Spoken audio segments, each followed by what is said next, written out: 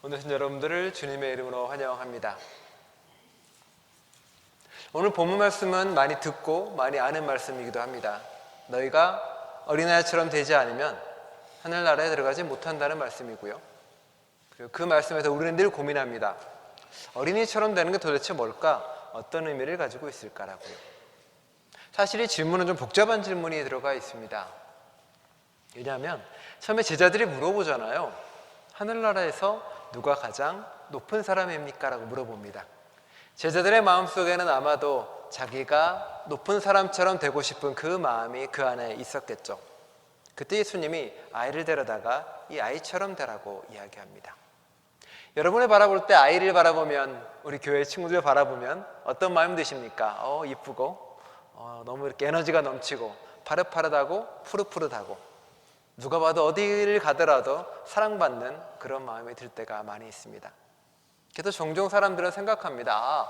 어린아이처럼 되라는 말은 뭔가 순수하고 뭔가 이렇게 좀 맑고 그런 사람이 되라는 말이 아닐까라고 생각을 합니다. 오늘날 그런 거죠. 예수님이 살았던 시대는 어떨까요? 아니, 가까이 있어서 만일 우리가 지금 이곳이 아니라 다른 곳이라면 여러분은 어떻게 받아들일까요? 가자지구와 레바논에서 누군가 예수님이 한 사람을 붙잡고 어린아이처럼 되라고 하는 말을 들으면 그들은 어떻게 들리게 될까요? 아니, 여러분의 삶의 경험에서 여러분은 전쟁을 겪었잖아요. 전쟁을 겪고 전쟁 중에 있는데 누군가 갑자기 어린아이를 데려와서 이 어린아이와 같이 되지 않으면 하늘나라에 들어가지 못한다고 이야기할 때 여러분은 어떤 마음입니까? 여러분은 전쟁을 겪었던 그 어린 시절의 아이로 다시 돌아가고 싶은 마음이 사실 있는 걸까요? 만일 그게 구원받는 길이라면 여러분은 그걸로 돌아가시겠습니까? 오늘도 많은 어린이들이 가자지구에서 매시간, 2023년 이후로 매시간 1명 이상의 어린이가 죽습니다. 2023년 이후로 이스라엘에 의해서 2만 명이 넘는 아이가 죽음을 당했고요. 레바논 남부에서는 현재 37만 명의 어린이가 3주 만에 집을 잃어버리고 돌아다니고 있습니다. 어린아이가 되란 말은 어떤 의미일까요? 이 어린아이를 맞이하라는 말은 오늘날 우리들에게 어떤 의미를 가지고 있는 걸까요? 제자들은 늘 언제나 가장 크게 되기를 원했습니다. 가장 높은 자가 되기를 원했고 하나님의 복을 받아서 부자가 되고 권력자가 되고 누리게 되고 무언가를 함께 가지는 누군가를 바라고 원했던 제자들입니다. 제자들은 그걸 위해서 어쩌면 예수님을 따르고 그리고 예수님의 말씀에 귀를 기울였겠죠. 그런 그들에게 예수님은 갑자기 어린아이를 중간에 데려와서 이야기를 합니다. 이 어린아이처럼 되라고 말하고 있습니다. 바로 그 눈앞에 너희가 닮아야 될 존재가 누구인지, 바로 눈앞에 너희가 어떻게 살아야 되는지를 바로 보여주고 경험케 합니다.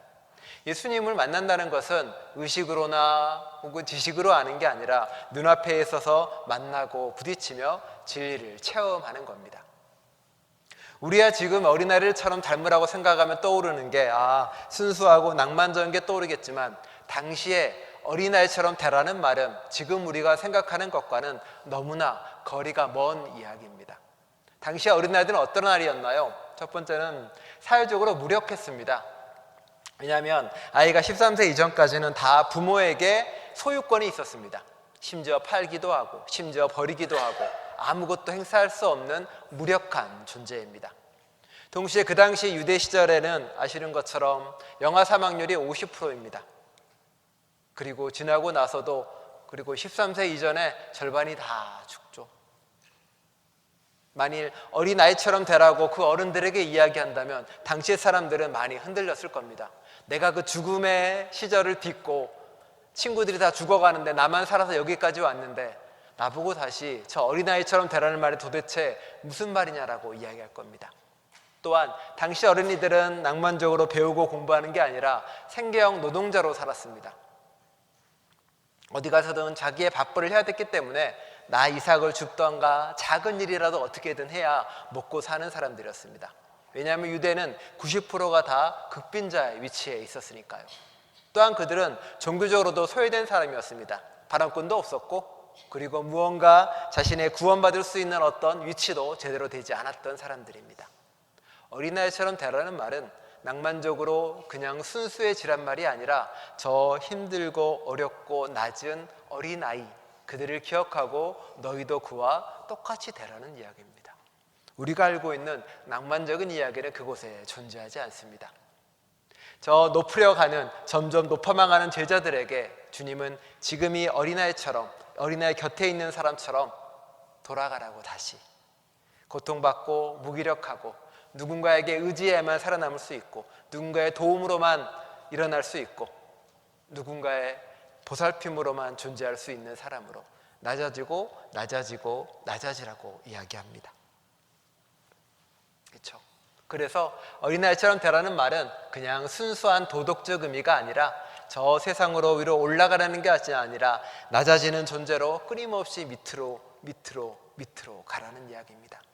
그 세상에서 한 번도 사람 수를 셀 때 세지 않는 아이, 끼니를 챙길 때 밀려나는 사람, 종교적으로 구원을 할 때도 자신의 의무조차 다 지지 못하고 밀려난 사람, 언제 죽을지 모르니까 정조차 주지 않는 존재, 그 존재처럼 되라고 이야기하는 거죠.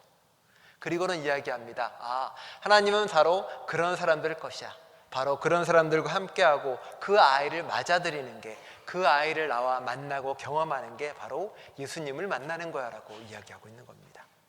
그렇죠? 낭만적인 이야기가 아니라 지금 저 언제 죽을지 모르는, 너희가 무가치하게 여기는, 너희가 아무것도 아니라고 생각하는 그 어린아이가 사실은 나야. 그러니 그 사람을 맞아들여라고 말하는 거죠. 그 뒤에 또 이야기하는 거죠. 작은 자를 실족해 하는 사람은 연자맷돌을 메고 물에 빠져 죽는 게 나아라고 이야기합니다. 사람들이 본문을 종종 오해할 때 이런 오해를 합니다. 저 목사가 술 먹고 담배 피니까 그걸로 성도들이 시험 들어가지고 실족해 있어. 목사가 문제네. 저 장로가 뭘 잘못해가지고 저기 믿음 낮은 작은 사람이 시험 들었어. 그러면 안 되라고 잘못 생각하거나 오해하기도 합니다. 성서는 그 얘기가 아니죠. 어린아이를 실족하게 하는 것 자체가 얼마나 크고 나쁜 죄인지 이야기합니다. 어린아이를 실족해 하는 죄는 어떤 건가요? 그 어린아이들이 꿈을 펼치고 살아가지 못하는 세상을 만들어내는 것, 전쟁과 폭력으로, 가정폭력으로 혹은 그 많은 걸로 인해서 아이들이 점점 꿈을 잃고 살아가는 세상으로 만들어가는 것, 그게 바로 실족해 하는 죄입니다. 전쟁을 통해서 지금 얼마나 많은 사람들이, 많은 아이들이 죽어가고 쓰러져가고 있습니까? 그렇게 자라는 아이들은 어떻게 될까요? 가정폭력에 시달렸던 아이들 혹은 전쟁을 겪었던 아이들은 상처와 아픔 가운데 살아가게 되겠죠. 어쩌면 죄나 잘못을 저지를 확률도 더 늘어나겠죠. 심지어 난민으로 떠돌던 아이들은 어떻습니까? 경제적으로 무언가를 제공하거나 돌보지 못하니 그들은 아마도 이제 도둑질하게 될 수도 있고, 정상적인 방법으로는 먹고 살 길이 없으니 점점 다른 길로 빠지거나 점점 다른 길로, 죄의 유혹으로 빠지게 되겠죠. 나의 잘못 때문에, 내가 돌보지 않아서, 우리가 손 내밀지 않아서 세상 가운데 그렇게 실족하고 넘어지는 사람들이 너무나 많다고 이야기합니다. 그런 죄를 짓지 않기 위해서, 그런 죄에 실족해 하는 사람은 예수님은 어마어마한 말을 하는 거죠. 그냥 맷돌도 아니고 연자맷돌이라고 이야기합니다. 나귀가 이렇게 메어가지고 포도주 틀 뜨는 그 엄청난 맷돌을 목에 걸고 빠지라고 이야기하는 거고, 손 자르라고 이야기하는 거고, 눈 빼라고 이야기하는 겁니다. 내가 구원받기 위해서 저렇게 하라는 게 아니라 네가 하지 않아서, 돌보지 않아서 죽어가는 어린 아이들과 그 작은 사람들을 생각하라고 이야기하는 거죠. 그게 주님이 어린아이를 닮아가고 어린아이를 받아들이라고 이야기합니다. 통계죠. 전쟁 후에 6만 4천 명, 가자지구는 97%의 학교가 무너지고 94%의 병원이 사라졌습니다. 레바논의 어린이는 19,000명이 하루에 매일 피난을 하고요. 불안과 초조, 우울에 겪는 레바논 전쟁의 아이들은 72%가 넘어간다고 말합니다. 어떤 아이들은 두려움에 떨고 뜬 눈으로 밤을 새웁니다. 이제는 모든 어린 시절이 사라져버린 가자지구 어린 아이들도 있습니다. 주님은 그런 우리에게 말합니다. 누구든지 내 이름으로 어린아이 하나를 영접하면이라고 말합니다. 하나를 맞이하고 돌보면 그게 곧 나를 맞이하는 것이라고요. 크고 놀라운 무슨 일을 하라고 이야기하는 게 아닙니다. 네 옆에 있는 아이에게 관심을 가져주고 손 내밀고 함께 해주는 거죠. 내가 어느 사람 봤더니 내가 얼마 정도 돈을 내면 가자지구에 있는 혹은 팔레스타인에 있는 난민들에게 그래 밥 한 끼라도 돌릴 수 있다더라 손 내밀어 주는 겁니다. 가까이 우리 교회 아이들도 있죠. 우리 교회 아이들도 교회에서 제대로 되는 환경과 가르침을 받기 위해서 내가 도울 수 있는 일이 무엇일까 고민하는 겁니다. 한글학교 온 아이들에게 내가 뭘 해줄 수 있을까 관심을 가지고 기도하고 손 내밀고, 그게 우리가 할 수 있는 일입니다. 어린아이와 같이 되고 어린아이를 맞아들고 영접하는 것은 관념적으로 우리가 도덕적으로 낭만적으로 되는 게 아니라 내 삶의 모든 순간에서 실천하고 행하고 움직이면서 닮아가는 겁니다. 그럴 때 우리는 비로소 그 어린아이와 같이 어울리는 어린아이가 되는 것이고, 그 어린아이와 같이 함께 노는 어린아이가 될 수 있겠죠. 그 어린아이와 함께하며 우리는 맞이하는 사람이 될 수 있을 것입니다. 어린이 주일입니다. 저는 가끔 우리 교회학교 보면서 와, 너무나 사랑스럽고 좋지만 동시에 아픈 마음도 듭니다. 그 아픈 마음은 사실은 어쩌면 이 아이와 같은 아이들이 저 먼 곳 가자나 혹은 팔레스타인 레바논에서 사라져가고 불행한 눈물을 흘리는 걸 기억하기 때문에 그렇기도 합니다.